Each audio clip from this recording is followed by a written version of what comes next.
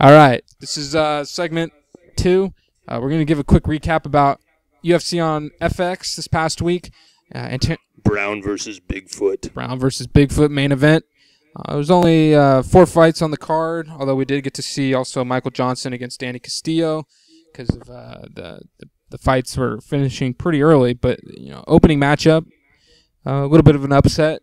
Justin Edwards defeating Josh Neer by quick first round submission. A really nice standing guillotine that took Neer to the ground eventually, and Neer passed out. He was out cold. So good stoppage by the ref, and a big win for Justin Edwards over a name opponent. And yeah, sweet technical submission victory. I remember last week I was like, I'm picking Neer just based on what makes sense, but I smell a lot of upset potential. Justin Edwards reminded me that I should have picked him emphatically in 45 seconds, submission of the night. Predicting next fight for Justin Edwards, I'm going to say maybe why not the guy who beat Josh Neer? Why not Mike Pyle? I think he's ready for it. Yeah, that would be a good matchup.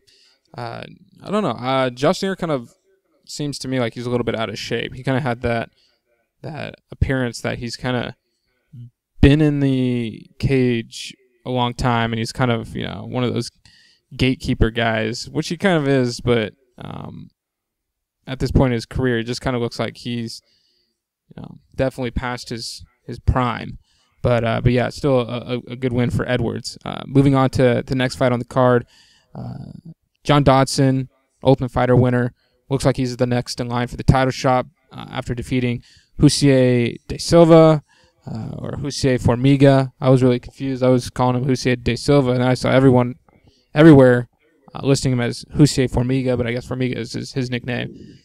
It's equivalent to the Minotauro and Antonio Rodrigo Nogueira's Gotcha. name. But yeah, so Formiga loses to Dodson, a second round TKO. Dodson actually looked pretty good, really quick. I know when he called out Demetrius Mighty Mouse Johnson, he said, "Let's do this thing. Let's give everyone the matchup, the fastest matchup anyone's ever seen in the UFC." Calling him and him and Mighty Mouse the 2 fastest fighters, which I can agree. Dodson was quick, and this is the first time I'd seen Hussier fight, and for his background and the hype behind him, I wasn't very impressed. He really didn't do a whole lot against Dodson, and he got rocked in the second round, fell to the ground, and just didn't do much to defend himself, and the ref had to step in. So big win for Dodson. I wasn't all that impressed with Hussier, but I think a John Dodson Mighty Mouse Johnson matchup is be an interesting one. Yeah, I mean, you got to give John Dodson pound for pound most annoying fighter in the UFC. Everything from his laugh to the fact that he was the mole and the spy for one of the teams in the Ultimate Fighter just makes me not respect the guy at all. I respect his skill. I don't respect him as a person. It was a very impressive win, though. I mean, I'm not ready to say I'm unimpressed with Formiga because it was his UFC debut. There is such a thing as UFC jitters for sure, and there's been plenty of instances of guys having terrible first performances and then coming out and doing much better the second time, third time, fourth time around. I mean, it isn't to say he has a weak chin just because he was TKO'd either. I believe that's his first TKO ever. I am looking forward to John Dodson versus Demetrius Johnson. I rooted for the last 2 of Demetrius Johnson's opponents, but I will be rooting for him in this fight just because of how annoying John Dodson is.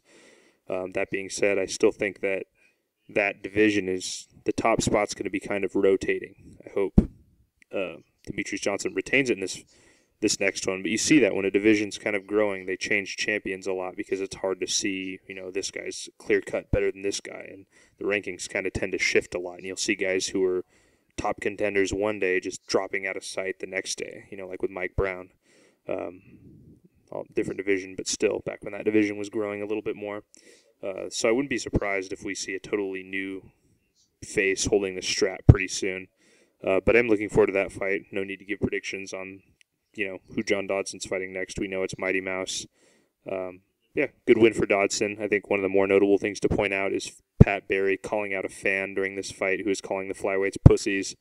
And Pat Barry just stood up and was like, "What'd you just say? Like, why are you saying that? Like, why would you say that?" Just basically clowning the guy in front of people, and the guy got super embarrassed and later confronted Barry and said, "Hey, dude, why'd you call me out like that?" Because Barry called him out twice. And then Barry was like, "Well, why'd you say that?" He was like, "Oh, I just had a bad day at work." And so Barry said, and there's a video about Barry explaining this if you want to watch it on YouTube. But basically, Barry just said, "Okay, well, I want you to think about this. Next time you have a bad week at work, I want you to go home and I want you to just call your kids stupid over and over for about 20 minutes. And then see how that makes them feel." And then apparently the guy said, "Oh, come on, man, that's fucked up." And he couldn't get it and make the connection. So Barry just gave up on him. But hats off to Pat Barry for defending the guy from the heaviest division, defending the guys in the lightest division. Yeah, Barry definitely one of the more comical guys in the UFC for sure. I'm guessing he posted the video himself on his YouTube page. But if you haven't checked out Pat Barry's YouTube page, look up Hyper Die. Man, some of his videos he's got on there are hilarious. But yeah, so especially where he and Crow Cop serenade each other. Yes, that's hilarious. And his fetish for yellow mustard that appears in a lot of his videos too. But yeah, so Coop, I'll let you just drop your thoughts first. Co-main event, Jake Ellenberger defeated Jay Heron. Jay Heron making his UFC debut. Not a bad fight. It was actually kind of decent.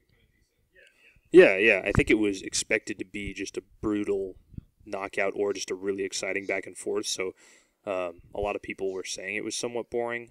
I disagree. I don't think it was boring. I think it was a little more tactical. I do think this is another case of UFC jitters, though. I think Jay Heron's, he's a veteran and nothing really can phase him at this point. He's seen it all, done it all. Whether he's fighting the top guy or the worst guy, he's going to be just as nervous, just as relaxed, just as calm. I think what happened was he just kind of, it's almost like ring rust, stepping back up to the big stage. It can just kind of mentally mess with you a little bit, even if you don't know it. He seemed well prepared. I think he also got tagged by Jake early in the first round, and it seemed to kind of prevent him from really committing on anything beyond that. So yeah, Jake definitely, I definitely thought Jake won. He avenged his loss, but it's still, I still want to see both guys fight again next. I'm excited to see who they fight. Heron could fight any number of guys coming off losses in the welterweight division, potentially. It just depends on where you want to book him. But yeah, Jake Ellenberger, he's going to fight a top opponent next. I'm not sure. Maybe the winner of John Fitch and Eric Silva? Yeah, that could be a good matchup. What about or Damian Maia-Rick story? Yeah, you could do those. I was thinking, who's I'm pulling a blank. You could fight Dan Hardy. Yeah. Although that'd be kind of a leap from Sadala to Ellenberger. Well, he's coming off a loss to, man, why am I pulling a blank? But yeah, I'll get back to it. But but all those fights would be a decent matchup, I'd say. I definitely think he's right there in contention, so he definitely deserves the top in the division. But were you going to say Koscheck? No, I'm thinking Muay Thai fighter. He just lost to him, I think. Got knocked out by him second round, Vietnamese, last fight. Campman. Yeah, thank you. I was Hitman. I was pulling a blank there for a second. But could they possibly? I mean, I'd say it's probably pretty early. I think to do a rematch. But I mean, I definitely think Ellenberger's right behind Campman in contention, and I think Campman's still looking for a fight. I'm not sure if he's booked. I don't know. I think you got to put Hendricks up there too. Hendricks and Campman are, I think, in my eyes, the clear-cut number 2 and 3, however you want to rank them. I mean, if you want behind the guys currently fighting for the title, GSP and Carlos Condit. I think after those two, Nick Diaz is somewhere in there, but then he's not at the same time, so it's kind of hard to really assess that. But the top 3 guys who aren't going to fight for the title next, I would say, are Nick Diaz, Martin Campman, and then Johnny Hendricks without question. But leading the next pack beyond that, outside of that top 5, is Jake Ellenberger for sure, and he well enough could re-enter that pack. He just kind of needs to work on not fading later in fights. He has a habit of that, starting strong and then kind of blowing his load and not necessarily gassing, but just kind of fighting a little more sloppily. And, Martin Campman made him pay for it. Martin Campman's a gamer, and he's one of those guys who, it doesn't matter if you rock him. He's going to keep on coming and coming. But, yeah, Jake Ellenberger, I don't think he's done enough to earn a fight with Martin Kampmann yet, but he's definitely earned, another major player in the division for sure. I mean, I think if John Fitch beats Silva, I think that would be a good matchup. But I feel like, they have never fought each other before, but I feel like a fight between them was in the works in the past. I don't know if the fight fell through or not, but I feel like those guys are, for some reason, I guess they've just avoided like the matchup, because it seems like, with Ellenberger on the rise and Fitch right there being the top in the division, I'm surprised these guys haven't matched up before. Yeah, I would say that in that match, you get Ellenberger, who is the better striker, has heavier hands, and you have Fitch, who's probably better jiu-jitsu and more effective wrestler for MMA, better cardio. So that could make for an interesting matchup. Absolutely. Moving on to the main event, though. What did you think? Were you surprised?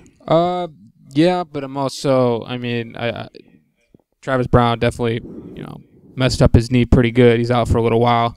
And, but it was kind of an interesting way Travis Browne came out through some spinning kicks, some kind of strange, pointless strikes. I don't know if he was just kind of trying to play with Bigfoot, or if he was really that confident coming out. I was saying going into it when I was watching that, if Silva can survive the first punch, then, I think if he'll be able to hang. It seems like Silva has a tough time, taking that first punch, and it's just a real test of whether or not he's there or not for the fight. And, Travis got a decent shot. Bigfoot shook it off, but yeah, I was surprised. I picked Browne to win this fight, but I think the injury had a lot to do with it. And, I don't know. Browne, I think he's got potential. I don't know if he's ever going to make it to the top, but yeah, I was surprised. But that was a huge shot that Bigfoot landed on him. I think anyone would have, gone out with that punch. Bigfoot got him up against the cage, landed a decent shot, and then Browne was just completely, defenseless, didn't have his hands up or anything, and it was just a slow power punch that just landed and connected and just dropped Browne. So, big win for Bigfoot. He's really only lost his, some top contenders lately, Cain Velasquez, and I definitely think speed is his kryptonite sort of thing. We saw that with Cain Velasquez, and so you get him up, match him up against the quicker heavyweights in the divisions, like Browne, who I thought would use that as an advantage. I still think he'll have some trouble, but he's an interesting, fun fighter to watch. I think just with his whole Bigfoot gigantism, power style, with also a decent jiu-jitsu game. He makes for a good fighter in the UFC heavyweight division. So it'll be interesting to see who they match him up against. I definitely think he's still considered in the top of the division, so he could definitely get a name opponent. I don't know if him and Nogueira would fight or not, but I think a matchup I'd like to really see is Bigfoot against Struve. I think that would be a fun fight to watch. But he could also take on the winner of the Herman Nogueira fight from this upcoming matchup, I can see. But yeah, I was surprised. He trains with Nogueira. That was my guess. They probably had some sort of history or background. But yeah, why not a fight with Stefan Struve? I think that would be a cool fight. Or you could fight Fabricio Verdum, rematch of that fight. It was a fairly back and forth battle back over in the Elite XC days, I want to say. Or early Strikeforce, I can't really remember exactly. But anyways, I was a little bit surprised, but I wasn't at the same time, because Antonio Silva no doubt had the better wins coming into that fight. Everybody just picked Browne because Browne stylistically is a bad matchup for Silva. And I think Browne knew that too. I think he looked a little overconfident, and I think he just, landed on his knee wrong. I mean, if they were to fight again, I still would probably pick Browne, to be honest, if I hadn't seen any other fights between them since the next fight and this fight. So I'm not really surprised. Bigfoot Silva is a top guy. I don't think he's ever going to be champion, but, to be successful in MMA, you don't have to be the number one guy. So I do agree with you. Browne has potential. Whether he's going to be a title contender or not doesn't really matter. I think he's here to stay for sure.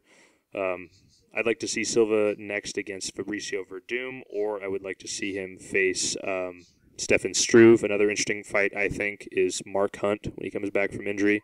I think Mark Hunt finds that big head and big chin of his real quick. But he always has the chance of being able to take Mark Hunt down, too. So I think that's a really fun fight.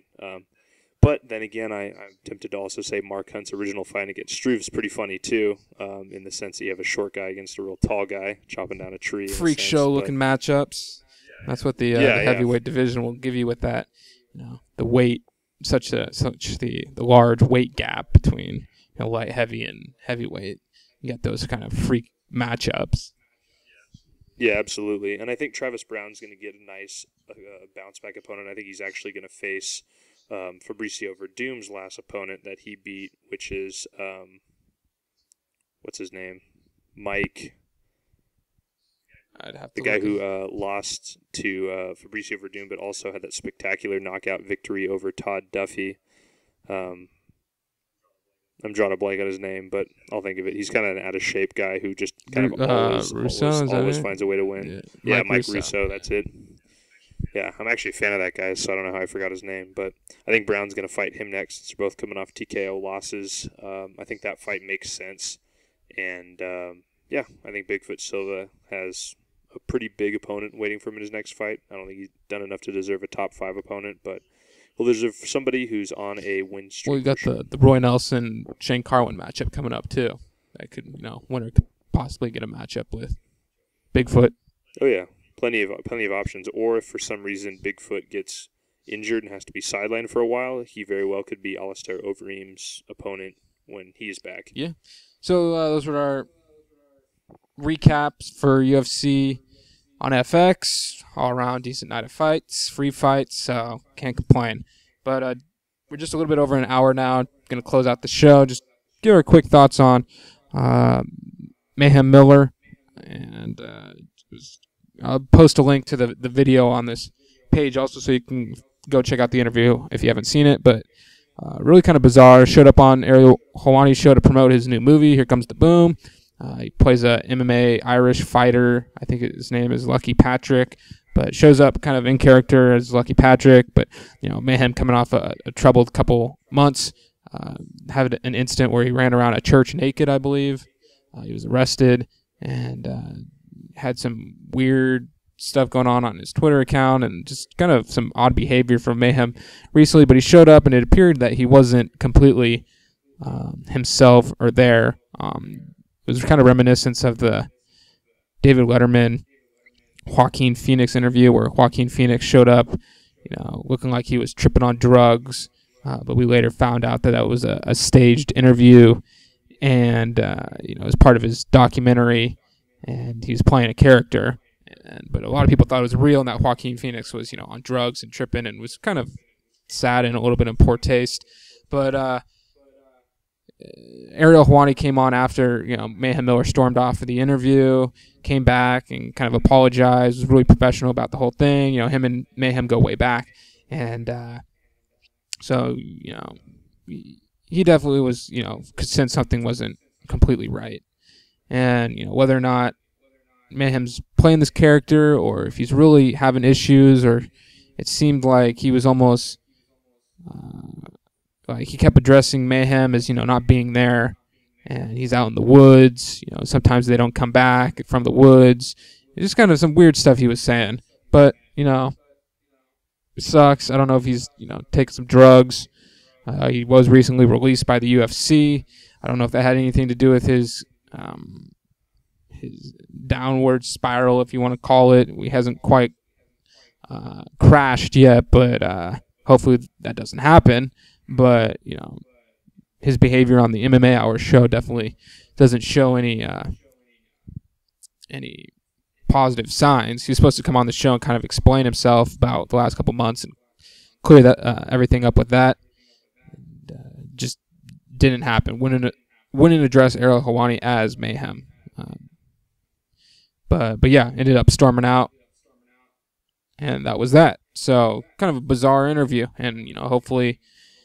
It was kind of him playing a character, and there's not anything worse to it. But But yeah, Coop, your thoughts? Mayhem, I know you're quite a fan of his. You like Mayhem? Yeah, I'm still a fan of Mayhem. So, I mean, I don't get people who think he's annoying either, because it's just kind of a character thing for promotion. And that guy, he's shown a lot of light onto the sport of MMA through his out-of-the-ring antics. He's always been a good fighter, too. I know he's had, some bad luck recently, maybe with matchups. I know he's injured in one of his fights. And then he also kind of has a little bit too long of a layoff between him. But he was always a top guy, kind of floated in the top 15 around middleweight for a while. He always brought it. He was always one of the toughest guys to fight anyways. A lot of memorable moments with Mayhem. And he's also, believe it or not, in spite of being known as kind of having a character that's a little bit more dumb and, kind of says dumb stuff, he's actually a very intelligent guy. And, he is as successful as he is because of his promotion and his business mindset. So I think he's, definitely one of the most intriguing MMA characters of all time. He almost is kind of Hall of Fame worthy just for that, because I know they kind of have a little bit of almost like a celebrity wing of the Hall of Fame going too, a little bit with Charles Mask Lewis going in there for out of the ring contributions. So he could go in for both. But moving on, I think that Mayhem was brought into that show to answer a lot of questions, and then we left with more questions than when he walked in. It was kind of sad to see, because you could kind of tell Ariel Helwani didn't really know what was going on during the interview, and really was worried and genuinely concerned for his friend. It looked like Mayhem had either gotten drunk before his fight there, although Ariel Helwani made no mention of smelling alcohol, or he was on some sort of prescription drugs. I have a personal theory based on, researching psychology.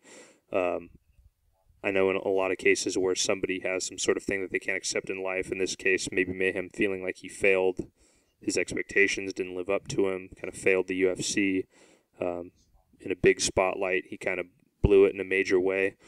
I think he may be kind of not quite ready to face that, so he's sort of escaping that in certain ways by doing crazy stuff, by maybe using some sort of drugs or alcohol and abusing them, and then also possibly creating and living and hiding behind this alter ego in his film character. But, I don't want to speculate too much, but that's, as of now, that's kind of what it looks like. Hopefully things can turn around soon for him, because I like the guy. He actually has even though he's kind of temporarily retired at least, he does have a future in MMA if he really wants it, assuming he doesn't fall off the deep end. So it was sad for me to see as a fan. I didn't want to see something like that. But, hopefully he can get help, and somebody like Dana White or some sort of concerned party help step in if he can himself. Yeah, there was one interesting bit in the interview, too, where Ariel Helwani brought up Nick Diaz, and this was quite a feud these two had, pretty bitter, bad blood kind of feud. They fight once, twice. They never fought. Nick Diaz? Never fought, because they were in different divisions. Mayhem got the best in most people's eyes of the feud, because they bantered after that fight, and Mayhem called him out, and then Nick refused to fight him, and then so Mayhem's like, oh, so you're willing to come up to fight Scott Smith at 185 and all these guys, but you're not really willing to do a catchweight fight heavier with me. And he had a good point, and so that led to Mayhem creating the infamous, his own version, Don't Be Scared, Homie shirt, and wearing it around. They had that whole run-in at Strikeforce where... I guess, they fought outside of the official bout. You had the end of Gilbert Melendez title fight. It was on CBS at the time. Mayhem Miller appeared out of nowhere. Jake Shields. Yeah. Melendez was in the cage with as part of their team, but Miller appeared out of nowhere. Said, I forget. Where's my rematch, buddy? So wait, did they fight or no? I mean, if you count the beatdown that happened right then yeah. But other than that, no. Nick Diaz refused to go up and wait and fight him, and I mean, so they kind of brawled there. Had the infamous Strikeforce brawl to close out the show. So it's definitely a bad blood feud. But anyways, the interview Nick Diaz was brought up, and Mayhem Miller, or whatever, Lucky Patrick, the character that he was playing, proceeded to say how much he loved Nick Diaz. I love Diaz. He's the weed smoking guy. I love him. This and that, and it was kind of an awkward silence, and Ariel proceeded to say, "Why do you love Nick Diaz?"